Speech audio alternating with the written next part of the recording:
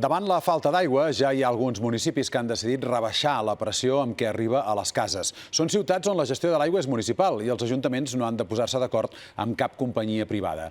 Ja s'està fent a Manresa, des d'avui es fa a Girona i també fan proves a Terrassa i Figueres. A l'hora d'estalviar, és una mesura que s'ha demostrat efectiva.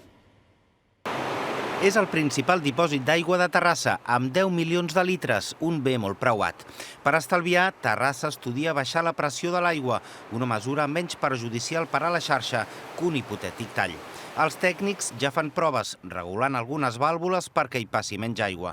L'objectiu és veure l'afectació real de la mesura, que preveu estalviar fins a un 5% d'aigua, però que aquí no és fàcil d'implantar. Si tens baixades, pujades, edificis alts, és molt complicat. En un barri on ja són capaços d'arribar, me lo invento, un 6% de reducció sense que ningú ho noti, però a mi una altra vora diu, hòstia, no podem fer res, perquè com toquem alguna cosa, hi ha gent que es queda sense aigua. Terrassa se sumaria a Girona, Salt i Sarrià de Ter, que han anunciat mesures conjuntes, entre les quals la reducció del cabal, efectiva des d'avui mateix. Pot tenir, evidentment, algunes afectacions puntuals, que confiem que seran les menors possibles, que cal especificar que són puntuals, i que, per tant, la normalitat en aquest moment està garantit del servei.